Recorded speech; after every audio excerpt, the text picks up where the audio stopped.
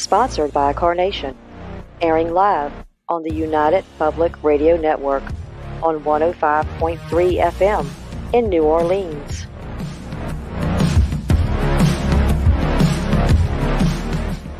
This show's entrance has been edited, produced, and directed by Gwen from Perfect Trust Productions, LLC. You can find us at perfecttrustproductions.com. Hello, everyone, and welcome to Monday night segment of Horsefly Chronicles Radio with myself, Julia Syracusa, and Philip Syracusa. We're broadcasting live from the International Public Radio and the United Paranormal Radio Network on 105.3 FM from New Orleans. This evening's show is fully sponsored by Carnation, so we want to thank them for this sponsorship.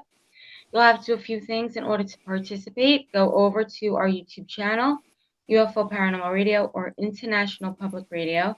You can also go into all of the Facebook stations, UFO Paranormal Radio Network, UFO Undercover with Joe Montaldo, News on the Flip Side, also Twitch, SoundCloud, Podbeam, and you can also go into our group, Horsefly Chronicles Radio.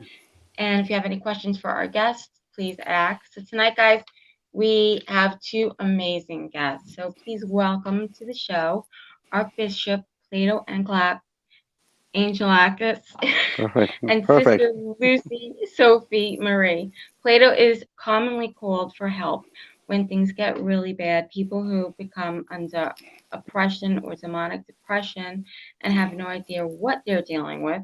Plato is well-known. He's a well-known exorcist in the field of paranormal, working with the National Catholic Church in Canada. Joined with him tonight is Sister Lucie, who took her vows in August of 2022. She has also become a full-fledged member of the Order of Exorcists under the guidance and protection of the Mexican National Catholic Church. So please let's welcome them both to the show. Welcome. Thank you, Phil. Thank you. Great to have both of you here tonight. Yes. I know Julie wanted to start out with the first couple of questions. Yes. Sure. Yes. So, by all means. Plato, you were on our show back in 2020. So can you both please take us to the beginning of your stories for our new listeners who may not know who you guys are?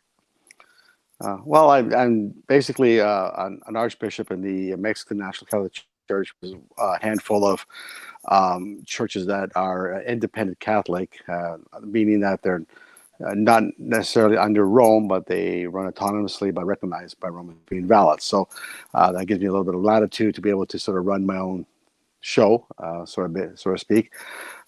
Being independent, I've out just doing regular priestly duties, and one day I got called upon to help on a case of an exorcist case, possession. And since then, it's just everything's gone. History's right there. It just went that route, and I've never looked back. And I've just evolved to bringing in more teams and growing the ministry to a point where I'm like with Sister Lucie here. I'm bringing people on board that have special gifts that I now utilize. I've come to know through my ministry practice. And of course, having that latitude to be able to do things that are outside the normal framework of mainstream churches, I utilize the gifts that I come across with people, whether they're clairvoyant or they're mystics. I found, and a lot of people have found that those gifts have come to really produce some fruit and really have seen quite an impact. The awesome outcomes with people who have all kinds of possession, oppression, manifestations, you name it. It really has made the ministry quite, the outcome's quite positive. There isn't like very rarely have to go back a second time, if any. But I utilize those. So this is where I've been, and this is where my journey has led me to now. I've focused myself totally on spiritual deliverance and exorcism, utilizing those other gifts that people have that I can bring on board and just enhance that ministry in the paranormal. I like that. That says a lot about you, your character, and that you're helping people. and I like that a lot. And Sister Lucy, how did you guys come together and work together as a team, and how did you get started? Well, it's a long story. I started my own spiritual awakening journey almost 20 years ago. So I got into Reiki, pranic healing, did that for quite some time. And then I met my friend Angela almost 3 years ago, pre-pandemic. We started a YouTube channel called Queens of Wands, where we explore all kinds of things that are spiritual, esoteric, metaphysical. And we started doing paranormal investigations as well. We joined a group of other two men. So we started doing a show called The Paranormal Voice. And The Paranormal Voice was going to have Archbishop Plato on as a guest. And we had him on. And when he was here, he took us on our first exorcism. And ever since then, we've been hooked. And I decided to be consecrated so I could be upfront with him, and decided to form a sisterhood so we can have other sisters join us with their own special gifts. Oh, wow. Yeah, Wow. it was kind of like it's funny how the door opens up for people, and like I was supposed to go to come down for, like she says, like for an interview, and along the way I knew I had a case that's been really pending since the pandemic. I haven't been able to go down to take care of an exorcism just outside of Detroit, and so I've been waiting and waiting to be able to help this lady. I have sent out a lot of preparatory work for her and whatnot. Very patient lady, waited all of a year and a half, and once everything sort of opened up, I was said, "Oh, this would be a great opportunity." So when I was offered, one of the gentlemen that Sister Lucy's mentioned called me up. I know him well, and he invited me down to do a local event, like a fundraiser. And at the same time, we were going to have an interview, and then I was going to do my exorcism the next day on the way home. So I was going to do three things at the same time. I figured, why not? I'm traveling all this distance. Then, of course, the gentleman called me up and said that the event has been canceled. There wasn't a good turnout, whatnot. So he wanted to cancel out, and they were just going to do the interview remotely. I said, well, I need to come down and do an exorcism anyway. So then I invited the group. I invited Sister Lucy, Angela, a friend, and two gentlemen, and a few other people, and to come and join me and help me. And they could actually film this event, this exorcism. And it was quite profound because we actually captured quite a lot of the transformation, eyes, everything, like how she transformed from what was to what she is now today, which is great. The outcome was wonderful. Again, I used, not even knowing Sister Lucy at the time very well. They all had gifts, so I brought them in on board and told them what I needed them to do, and they sort of gone through, went to the house, explored, had a feeling, came back. We sort of discussed what was captured and what they felt, and we moved it, we documented it, and they were great because, again, their gifts were very effective. The outcome was positive. Me, that's how I gauge things. If I can produce fruit and a positive response or a positive outcome, that I know that I've done something right. So it's awesome. And of course, like Sister Lucy said, the whole team got sort of hooked on the whole process. They've never actually seen one done. And Sister Lucy wanted to come on board as a sister. And again, her premise and agenda, which is something that I'm trying to build. Unlike you remember Sister Kia, right? I had several years ago. She's still on board. She's had some medical issues, but she's back on her feet and back and doing things. Again, someone totally different. Totally, again, into the spiritual deliverance, and Sister Lucy is also such. Again, it's the agenda is to bring people on board. Specifically, I find women are specifically more sensitive than men. They seem to have the gifts of that clairvoyancy that I find quite effective at what I do, and it really complements what I do. It makes my job a lot easier, to be honest with you. I can't even imagine going forward as an exorcist without that, honestly. Can you take us to a case? So Yeah. someone calls you they need help, they Mhm. think that there's something going on. What are the signs that you look for in a family in a residential home? Well, there's a lot of vetting, a lot of interviews that need to go on. It's not like you're just going to show up and then this is going to be a several month process. Mind you, it's a lot shorter than what you would get if you had called the Vatican. You might wait 2 or 3 years, but there's definitely a month, 2 or 3 months involvement. And we're going to be doing some interviews. I may actually very well send in a paranormal team initially. I would just send a team in, set up cameras like just like any other little team would. Audio tape, do the EVPs, do all those things, do the whole complete package, and come up with. And if I find there are some activities going on, then we'll proceed from there. A lot of times I get a lot of calls and it's nothing. It's just people, thinking there's something wrong and there's nothing there. And of course, I also have to take in consideration the mental health issue, because that is definitely something that I have taken courses at the Vatican for the exorcism course that they provide, and a lot of that had to do with how to distinguish between mental health and demonic or oppression or infiltration. So we have to take all that into consideration. So I have to be really careful that I'm not dealing with someone who just has mental health issues, because it does manifest as if you have mental health, like schizophrenia, for example. So that's something that I have to rule out. So yeah, the whole process is I'm going to go there and I'm going to interview the person, and I'm going to interview the family members, everybody that's involved. We're going to hopefully have a paranormal team that can investigate, give me some data if there's anything at all. And then, of course, I'm going to send people who have gifts, like Sister Lucie, who has that clairvoyancy, and come in and they can pick up on what's on, who might be there, how they got there, why they're there, who brought it in, why is it attached to one person rather than another person. All things need to be taken care of and looked at. What I do is the last thing. I'm going in to do the final cleansing with the help of the rest team, but all that preparatory work is done by the ones with the gifts and the ones that can do the interviews and the investigation of the whole. Yeah. How do you rule out the mental illness from the paranormal? Because a lot of times these entities will attach themselves to someone who may have some type of mental illness. So how do you divide them?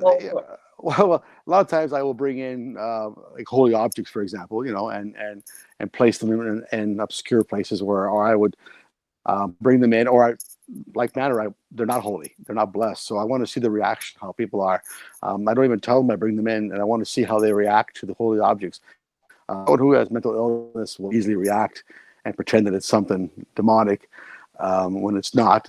So it's just basically trial and error, trying to figure things out. I mean, schizophrenia is only one of the many various mental illnesses that is very hard, because it really presents like demonic when it's not.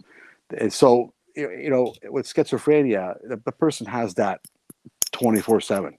I mean, they are seeing that regardless. They're seeing other people. They're sort of presented in that form, where someone who's demonic will come in and out of it.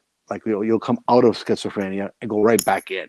So it's that's what it looks like. It's kind of intermittent.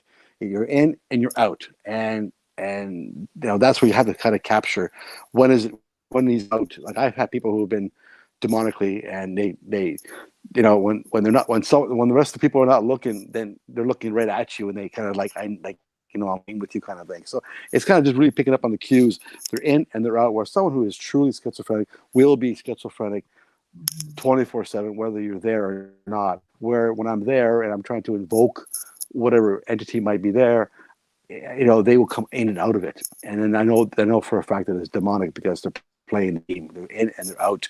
So it's just kind of, those just was one of the many various examples that I can give. But but again, it's bringing in holy objects. It's to entice it to come out. It's doing prayer work, having to try to see if they actually will pray. I have a series of prayers that I send them, and I will actually stand with them and have them say it. Like they're like basically like renouncement prayers. I renounce the devil, I renounce the occult, I renounce all these things. And a lot of them can't do it. if they really are possessed, they cannot do it. They have to go through it 3-4 times, and they still can't complete it. The ones that go through it, no problem. I know that there's not an issue there, but it's kind of those kinds of things. There's certain prayers that I find that the demonic the person cannot say the words. So it's just little things like that little things that just I have to try out. And everybody's individual. They ain't the same situation. Every case I deal with, what am I going to do? Again, I use the people with the gifts because they really give me the enlightenment and tell me what it is what's there. What do they sense? Is it evil? Is it just benign? Is it just a spirit that's hanging around that needs to move on? What's going on there? So I need to for example, we were at the case that was Sister Lucie and I, and one of the things they picked up was that the son brought it in, and when it actually arrived at the house, it seemed to be attached to the mother. So it was the mother that I was working on, but it was the son who brought it in. And I told the family members that when I get there, no one leaves the house. Everybody stays there. I never had anybody leave the house. We put salt around the house, and everybody needs to stay there. And the son wanted to leave, and actually did leave. And the father called him back. So, and it was just capturing those things where, that's the coincidence where they're saying, well, the son brought it in. All of a sudden, the son doesn't want to be there. He wants to leave the house. He doesn't want to be part of the exorcism, want to be part of the blessing. And your father forces him to stay. So no one leaves the house. So it's just kind of those things that you get that confirmation that you're getting that from the people with the gifts, and then you're seeing what's really going on. If it wasn't for someone telling me that the son brought it in, I would have caught that. He wants to leave, fine. He's just a teenager. He wants to go. He doesn't want to be part of it. But I wouldn't have caught on that. And the next thing you know, you're doing your thing. You leave, and the thing is still there, and you don't know why. So it's just try to really close the loop and make sure you cover all your bases. So I'm going to throw you a curveball. What happens if a family and this demon does not respond to religion? Now, think about this question before you answer it, because there are cases where people become oppressed and possessed by something that's nothing to do with religion. How do you identify that? Have you ever come across that? Yeah, I mean, I don't really worry about whether someone's Catholic, for example. I don't really care about the denomination. The thing is that you have to have consent to be able to do anything. If the person is not willing to give consent, then I can't do anything, no matter how much I want to, and I can't. So, having said that, there are people out there who say, I don't believe in God, but I'm possessed. Can you help? I said, well, I can't, because my weapons are God. God's weapons. Yeah. I mean, I don't go in there. This is not Plato's, weapons. This is God's weapons. I'm going in there, and I'm going to use God to get rid of. So if you can't believe, then I don't know how I can help you. I've had people who say I don't believe. Well, you have to believe, and but even if you don't believe, you have to at least accept the fact that you're out for help, and I will help you. I don't have to be religious to help you. I will use what I have with God to help you. I don't need you to be religious, but I don't need you to say, well, I don't believe in God, or they're very absolutely, like, they have this absolute statement that I just absolutely do not believe in God. I just want you to come and help so I can get on with my life. Well, that doesn't work that way. You have to be able to, it's God that I'm using.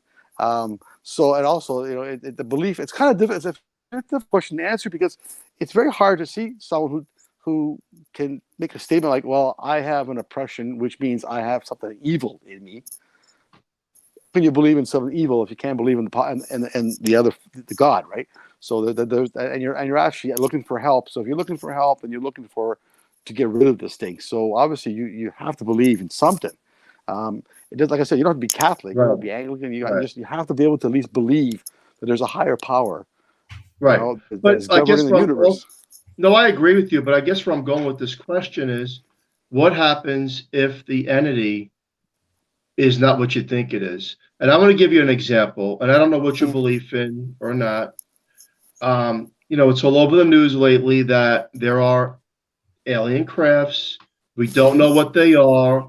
okay? And it's not a demon up in the sky that built a spacecraft and is flying. I'm not going to buy that.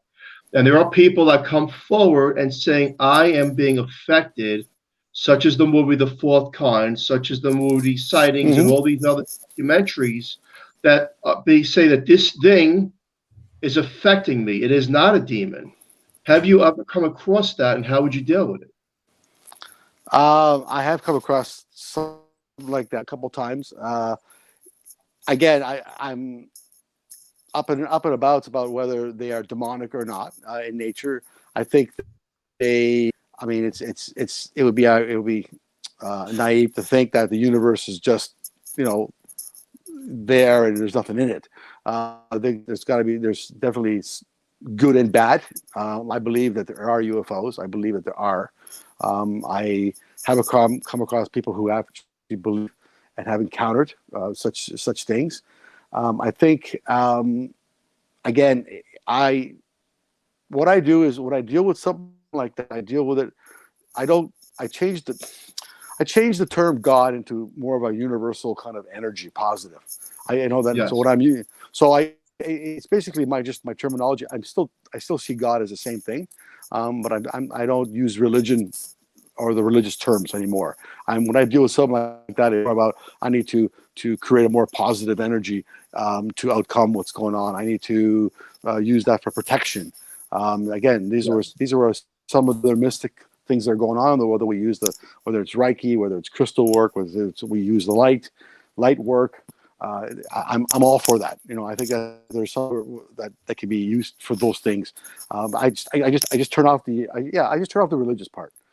I mean, just basically just deal with putting up my own spiritual sort of energy level is risen. I believe in vibrations. I believe in the higher energy. I believe in those things, those frequencies. So there's just your approach has to be different.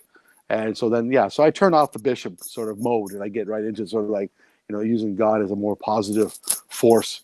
And I call him, the universal creator, the higher power, the higher energy, the higher entity, and the force, like Star Wars, like the force, So but you have whatever approach you want to take, it's really the same thing, but you're just sort of changing the narrative and you're just changing the way you're describing it. But it's really the same thing. It's just the way I just get rid of the religious, because I know that people don't want to hear the Our Fathers and the Hail Marys and all that, and that's perfectly fine. I just strictly with. So basically, I'm playing with them or playing against them on their terms. Okay, on their level of playing, on what they believe and how they feel. So if they just I believe in a higher power and I'm being by a negative power, well that's just approach it that way. No, I agree with you, and I like that the way you go about it. And it's about intent, belief. The person has to also have some sort of belief and work with you to remove it if they are truly being affected by something. And as you have to go through, of course, the whole psychology of the family and the person. And I want to ask you this, you said a paranormal team goes in there first. So what would be revealing evidence from a paranormal team before you walk into a home to say that that's demonic? Well, just paranormal team. We have walked in. There's a paranormal team, and we have members that have gifts. Okay. We have intuition, we have clairvoyance, we have clairaudience, and we can walk in there and we can tell just by looking at them whether they're possessed or not, or have an attachment. So we've also been able to determine whether or not it is of a Luciferian background or galactic. So there are people who are attached to galactic possession. There are races out there that do want to take over human race and prevent the evolvement of the human race. However, there are people that do allow that to come into their body. There are people that want to work with them. That's interesting. You just said that. That's fascinating. That I was looking to hear that. Or they get they get so used to having this. They have a fascination with it, and they just want to work with them, and they may not necessarily know what they're dealing with. Yeah. but they're working with them and they're allowing them to take over their bodies. Makes sense. Wow. And Sister Lucie, I have experienced people like that. Well, Yeah. Wow. That's interesting. And I like the way you put that, because there's a lot of people that do need help. mhm. And I love what both of you do. You know, Plato, you've been around the clock a long time. I know you're supposed to come to our house actually before COVID. We COVID did. hit. I remember you actually. I remember you two were having some issues, and I remember telling you, Yeah. move You know, the and show, move the show outside of your home because you have. Yeah, we. And I'm did glad. that I remember for- that. Yeah. I will Yeah. say this. I like what you're doing, and I like the fact that you're helping people. And you said it. You do separate and see exactly what's going on, whether it's something else or it's a demon. And most commonly, if we know it as a demon, but there are other things that affect people as well. I know the things that we see flying in the sky is not an imagination, that NASA and our former presidents have admitted Mhm. that we don't know what they are. And then people are coming forward and saying, hey, there's something wrong with me. I'm not okay. And there's many people now coming forward. Some is make-believe. They just want attention. And there are these true documented cases, and they need help. And there's a lot, and Plato, you said it, look, we're a little rock in the middle of a galaxy. It's all we are, a little rock, a little piece of sand. So who are we to say that we're alone, right? We're not. And you bring in the higher power during these sessions to help people. Mhm. And I think that's the best way, and pretty much the only way that it could possibly be Yeah. done, right? Separate religion Yeah, from what you're yeah. actually doing. Yeah, I think the mainstream churches today are just sort of they sort of got their way set, and they don't open up Yes. their minds to what is out there, maybe above and beyond, or like the use of the gifts that Sister Lucie would have. And again, Sister Lucie's very very versed, again, more so than I am, with the galactics and all this other, the lizard people and the lizard aliens, and like I hear about it from everybody, and I believe it. I believe it because I've seen how they have affected people, and so. But I'm not the expert, so I need people like Sister Lucie. This is the reason why my goal was, okay, going forward, I'm going to start creating orders, like her sister order, her sisterhood is basically, and her agenda is to bring on women or men who have great gifts, but because again, that's not my specialty. I'll go in and I can be the last guy who does the kick butt, kind of thing. But it's the whole thing is really I just step back. I just start to step back and let them do their thing because they are like extraordinary. And all I'm concerned about is the outcome of the person who's affected. Yes. I don't Yeah. care if it's me or somebody else. It's not anything that I have to do. If I can help them by bringing someone who can actually do the work, like Sister Lucie, by all means. And like, I mean, we're almost approaching 8 billion people on the planet, right? And I mean, and more than half, and more than half of those individuals are women.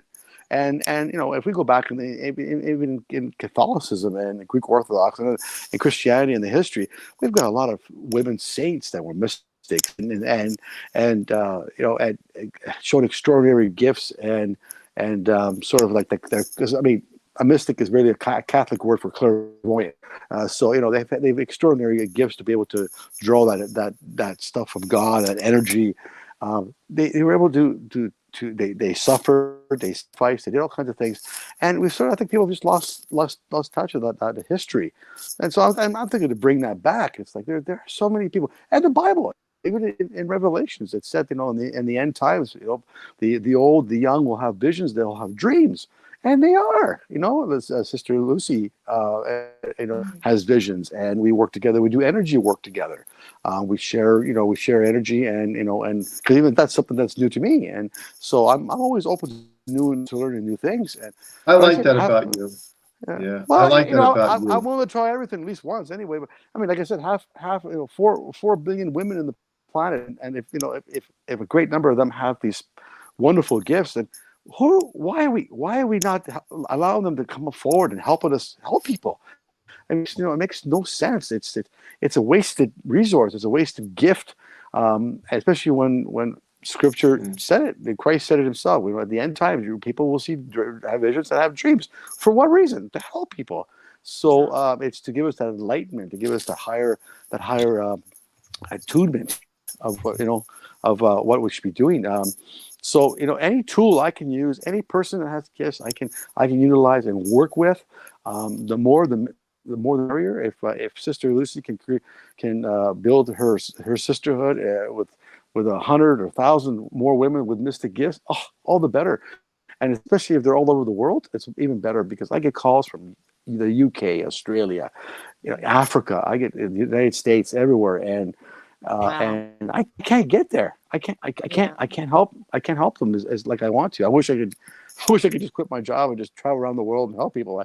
That would be a dream, but unfortunately, it's not the reality right now. So that would be wonderful. But if we can get people out there that have these extraordinary gifts that can go in and help determine, or at least break it down and decipher what is really going on. Is it a UFO thing? Is it a Luciferian thing? Is it a demonic?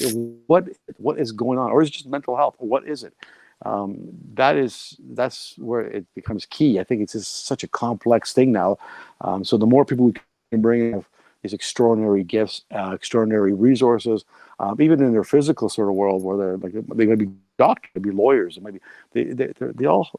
they all can share in that knowledge, of helping us out, and figuring out what is wrong with people that we can help them. And I think with COVID, the things that go on in the world, I don't know why people are acting the way they are, to be honest with you. So, there's just so much, there's so much evil going around the world today. I mean, do you think that like just all the, nothing to do with paranormal, just all the horrible things that are going on, do you think that has anything to do with the what's going on? That's the revelations unfolding. That's exactly what that is. Well, the devil's work, if you want to call it devil, or alien work, whatever. It's to create the illusion of no hope. There's no hope. I mean, kids are telling me, what's the point? I'm never going to get married. I'm never going to own a house. Can never afford a house. And the world's going to end. And why am I bothering? And so I'm getting a lot of that. Children are committing suicide during COVID because they couldn't cope with being locked down. Their education has been disrupted. Their college diplomas, their degrees, their futures, the marriages have off. And so because of the lockdowns and all the social distancing and all that was required. So a lot of people have just, and I don't know if they just, the lack of hope is just sort of brought them down to a level where the evil is now taking hold of them and saying, why bother? So so again, it's like we're not even helping them spiritually. We're trying to help them to build up their empowerment. I mean, Sister Lucie, again, one of her other agendas is to start empowering some women, because it seems like the mainstream churches want to just knock the women down. You don't see them involved. And there's there's still no place for them there. And I agree. I don't think so. I think there's a place for everybody. And I think so if we can build people up, build children up, build people up that have been knocked down in the last little bit, that's the best way to attack evil. That's the best way. Positiveness, love, and support. I mean, that's the best way to give it back to evil. So, Sister Lucie, I have a question for you. Yes. Can you tell us one of your visions?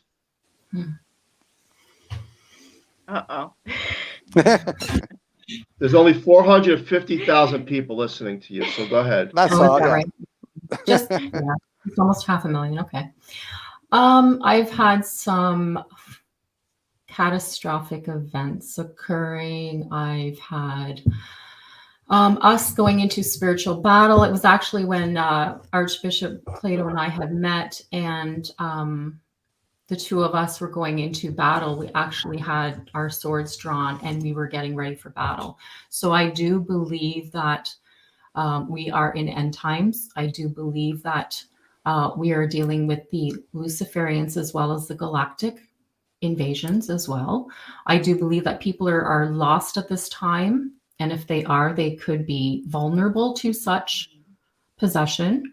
So this is a time where we need to be strong in our faith and our belief.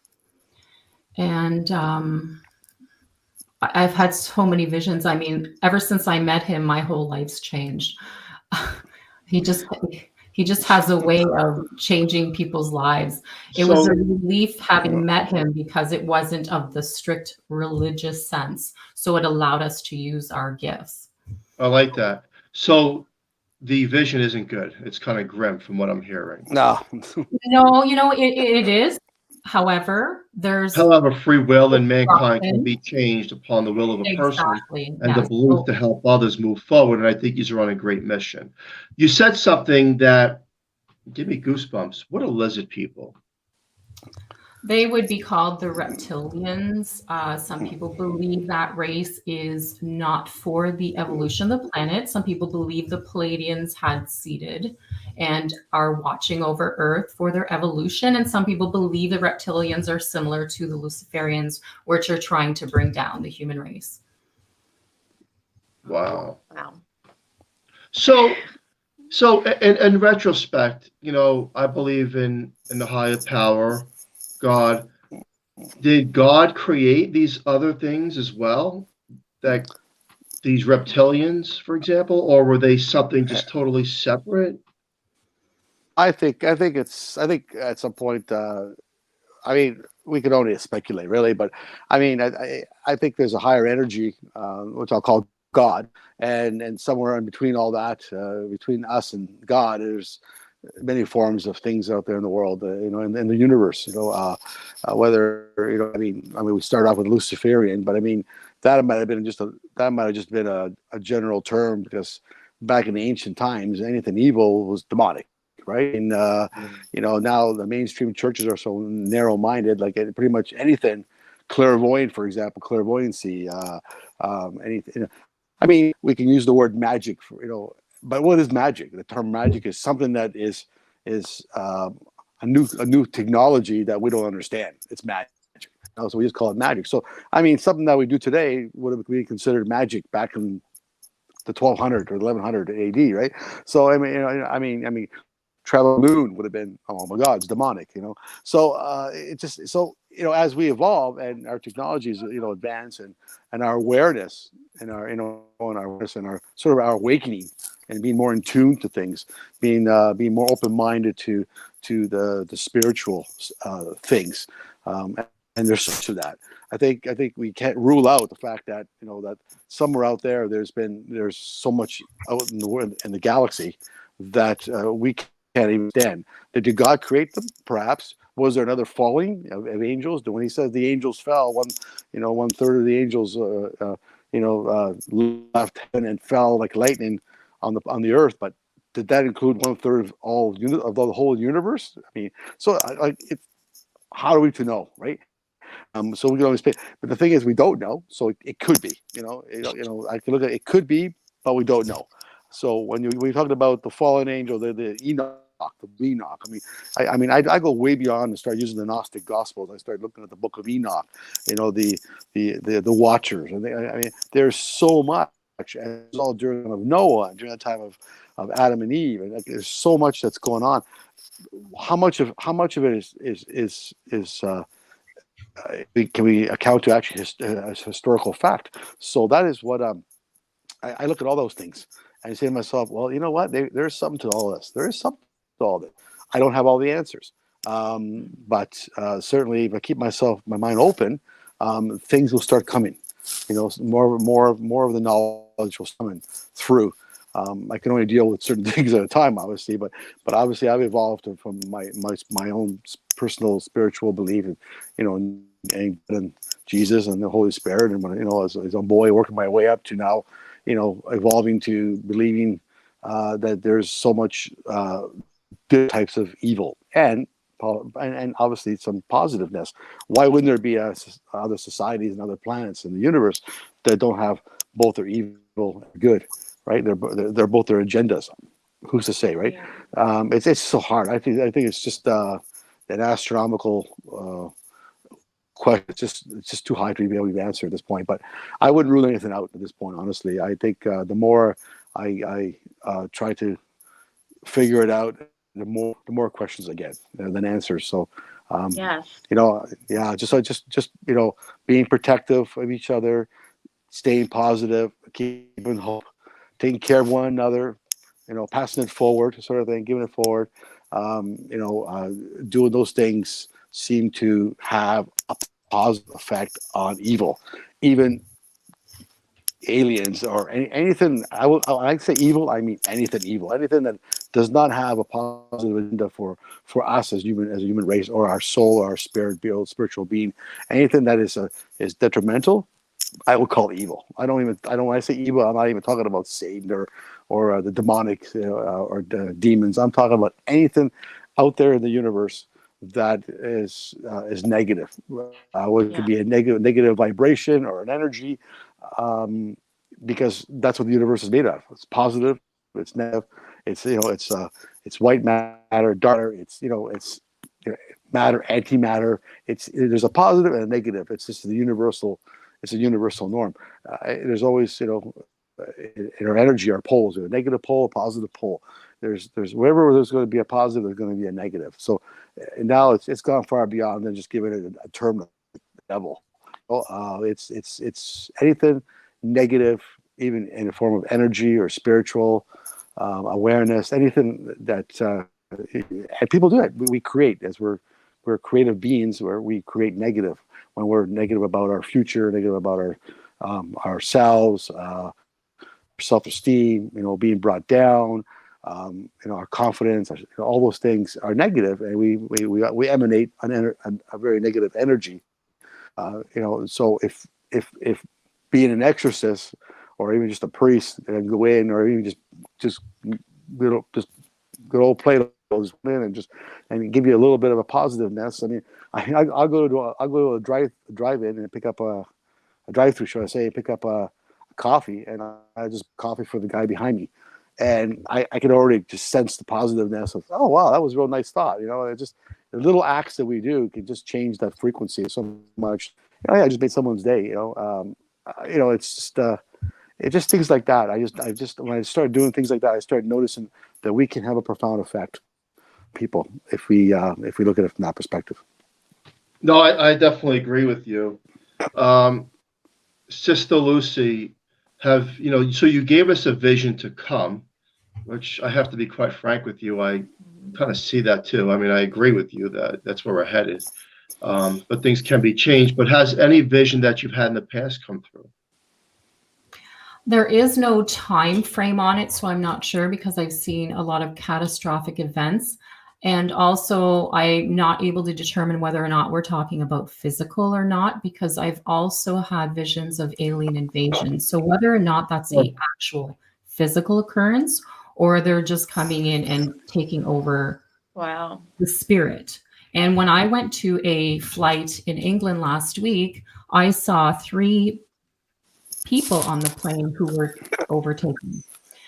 This was the day before the Queen passed. I was flying from London, England, back here to Canada, and I saw 3 people on that plane alone that were overtaken. Visually, I could see them being overtaken, because the eyes are the windows to the soul, so you can just see it in their eyes, because they would go in between their soul and they would go in between. So you would see them going shifting. Wait. I got the chills. Wait, let's back up a second here. Wait, now my head's spinning. I got the chills. When you said, maybe I shouldn't have said anything. No, taken over, I need you to specify on that. Because we're afraid what you're going to see when you look at us. No, I can't even see you guys. You're so small. Yeah.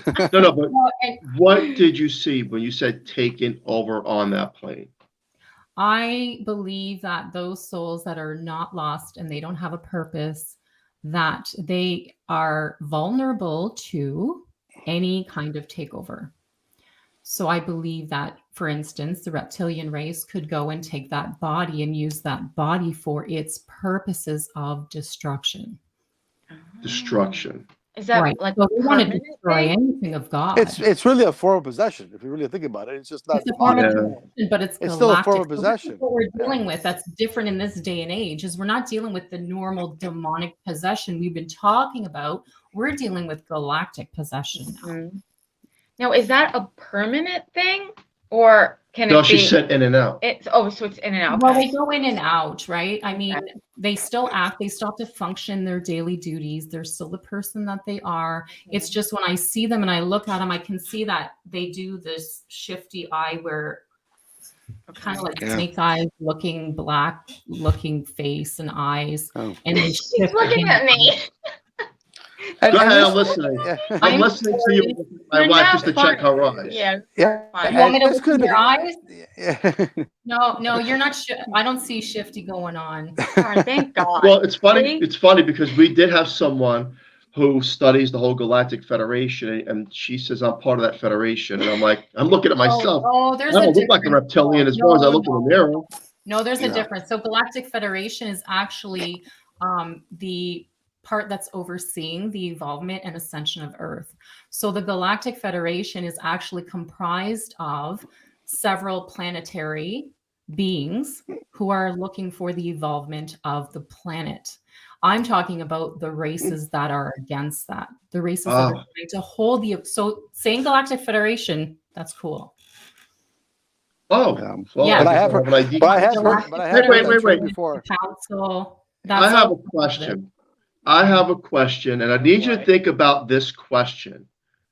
We all go to school. We've all learned ABC, 1, 2, 3, and division and everything else. How come we are never, ever taught anything about what we're talking about? Where did this Galactic Federation knowledge and these lizard people knowledge, where does it come from? Where I need to know, like, who is the founding father that discovered this and pushed it forward? Yeah, it's coming from people that have been involved with them. Secret government projects are coming forward. Whistleblowers, people who have been abducted, and a lot of people have been given that knowledge now, and a lot of people are coming forth and led to know that there's things going on. Even now, the military in the States, the Air Force. Oh yeah, we got visual objects that are captured in the Air Force jets, and there they are on TV. So they're slowly integrating the information out there. I just don't know why a lot of this stuff is being kept secret. I don't know if they're working with them. I've heard stories there are people on the moon, and there's this, and I've heard so many stories. But these are people who apparently are military, have a high level of security, who are coming forward and say, "Yeah, I worked on a project. Yeah, we're talking about the stuff like this." You know what's scary is that you said that these things can take you over, whether it's possession of a demon or a possession of one of these alien races, right? Mm-hmm. Now let's look at the higher forms of government around the world. That would mean to me, from what you're saying, that if these things could take over a person at will, they could destroy mankind. Mm-hmm. Mm-hmm. Absolutely. That's their agenda. We're in a battle of good versus evil right now. We're in spiritual warfare. Because they can make push a button and it's over for everybody. They're using bodies. Yeah. So this is a time where this is why I'm getting the visions I'm getting. We spiritually, Archbishop Plato and I are standing there at the forefront with our swords ready to do battle. And we're doing battle with anything that's trying to hold back the ascension of Earth right now. Yeah, wow. It's gone beyond church and beyond what we've institutions. Done. It's. I mean, like I said, it's possession now is like any form of an intrusion on the body and on the soul for detrimental purposes. That's basically what it's gone to that level. So it's like, and who's to say that this hasn't been happening for thousands of years? Except back in the day, we just called it demonic possession. People saw people at their windows. People said, "Oh, we see these creatures come at our window." Who's to say the aliens weren't abducting or infiltrating people or doing things back then? There's even Vatican photographs, Vatican portraits that have back in they're like 200-300 years old that they show saucers in the pictures. So who's to say that this hasn't been going on for thousands of years? But we just sort of just put under one umbrella and called it a demon, possession, and witchcraft or whatever you want to call it. So, we in our simplistic vocabulary back in the day, couldn't give an example of what that was. So, but now, we have to look into it in a more modern form and say, wait a minute, it's still a form of possession. It's still a form of intrusion, True. infestation. And for what reason? A detrimental reason. And of course, we say we got angelic guardians. Okay, we've got angelic guardians, so we've got our own guardian angel. How is it say that those aren't actually aliens as well? Look for our well-being, who are watching over us and making sure that we make the right choices and we make the right decision and we stay on track. I just can't rule. With everything that I've seen, I can't rule it out. I mean, I have to open my mind and just change the vocabulary and change the wording, because it's the wording that becomes constrictive, and holds you back and say, well, oh no, we can't talk about that because it's, we don't have the vocabulary to describe what's going on, but we have to open ourselves up to that. Yeah, we're more open-minded these days. Where back then, if we would have talked about these things, we would have been sent off to the asylum. Oh, definitely. Yeah, of course. And I really like what you're doing. I actually love what you're doing, because, I think that one of the worst things is people say, well, one religion, one way, the only way, and no other beliefs, and nothing else exists.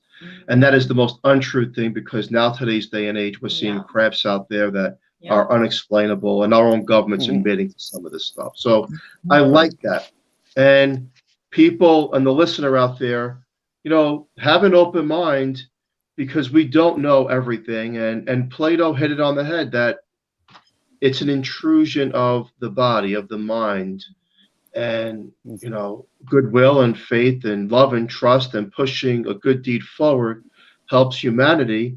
And then people like yourself and your team, Plato and Sister Lucie, move forward with the sword and bring in people and help others around the world. I love it. We want to grow. We're coming to the very end, because there's another show coming on, but we want to thank you and tell the listeners where they can find you and all that good stuff. And how can they get help? Well, we've got our Facebook pages. I think that's pretty standard, but I think Sister Lucie's got a YouTube page as well, a show. Right? You can be found on that as well. I think most people can get us through Messenger and Facebook. That's pretty much where we're at. We're not into the web pages and whatnot. We don't focus on that kind of sort of structure. We just, we are who we are. We put our stuff on online, Facebook, YouTube, whatever. And so I think Facebook can reach us, either one of us.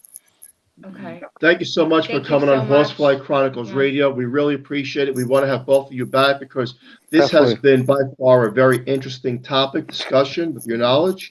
And there's a lot more to go. Julie, wrap it up. All right. Well, thank you to Carnation for fully sponsoring the show from day one. And please join us next Monday on United Public Radio Network on 105.3 FM from New Orleans. And stay tuned for Trishma with the missing piece. It was very nice to meet you, Sister Lucie. Thank you so much. Thank you so much, everyone. My have pleasure, a safe guys. night.